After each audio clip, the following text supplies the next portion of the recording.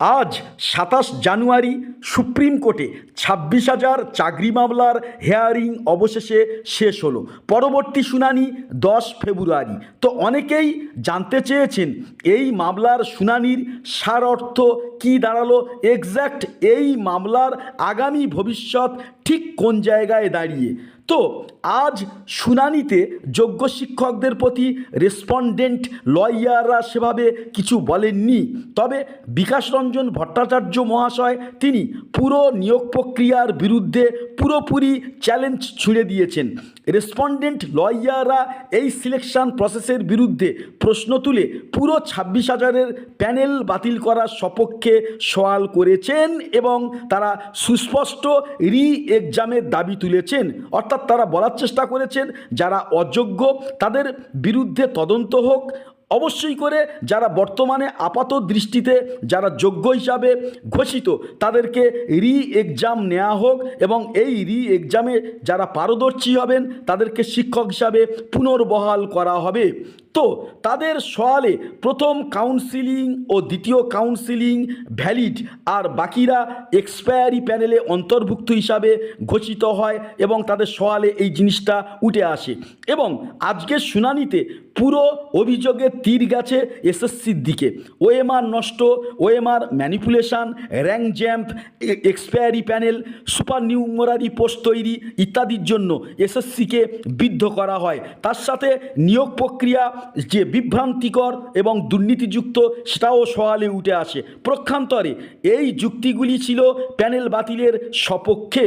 তো শুনানিতে ঠিক কোন কারণে হাইকোর্টের সিঙ্গেল বেঞ্চ ডিভিশন বেঞ্চে এই মামলা খারিজ হয়ে গেছিল সেটার নথি পাঠ করে শোনানো হয় সুপ্রিম কোর্টের প্রধান বিচারপতি সঞ্জীব খান্না বিচারপতি সঞ্জয় কুমারকে, যার অর্থ হলো যে কারণে হাইকোর্টের সিঙ্গেল বেঞ্চ ও ডিভিশন বেঞ্চে এই মামলা খারিজ হয়েছিল সেটা সুপ্রিম কোর্টকে অবগত করে একইভাবে প্যানেলকে ঝুলিয়ে দেওয়া বা প্যানেলকে খারিজ করা। তো এই শুনানিতে এসএসসির দুর্নীতির বিভিন্ন দিক তুলে ধরা হয়েছিল, সেগুলি রিপিট করছি না, কিন্তু যেখানে সিবিআই মনিটরিং ইনভেস্টিগেশন হয়েছে তো সেই জায়গায় যোগ্য ও অযোগ্য স্যাগ্রিগেশন যে সম্ভব সেটা কিন্তু কোনোভাবে এই শুনানিতে আলোচিত হয়নি। সিবিআই রিপোর্টে যেখানে 90% বা 90% যোগ্য শিক্ষক হিসাবে তুলে ধরা হয়েছে তাদের যোগ্যতার অ্যাকচুয়ালি মাপকাঠি কি সে বিষয়ে কিন্তু সওয়ালে জানার চেষ্টা করা হয়নি, বরং 10% যারা দুর্নীতি করেছিল তাদেরকে ইস্যু করে এই শুনানি কিন্তু চলে। তবে পরবর্তী শুনানিতে যোগ্যরা রেসপন্ডেন্ট হবেন তখন তাদের পক্ষের উকিল যোগ্য শিক্ষকদের সপক্ষে কিভাবে ঘুঁটি সাজায় এবং সওয়াল করেন সেটা কিন্তু এখন বর্তমানে দেখার। তবে বিষয়টা যেদিকে এগোচ্ছে না তাতে বোঝা যাচ্ছে তৈরি হচ্ছে জলঘোলা এক পরিস্থিতি। যতই স্পেশাল বেঞ্চে শুনানি হোক না কেন এই শুনানি যে আরও চলতে থাকবে তা জলের মতো পরিষ্কার।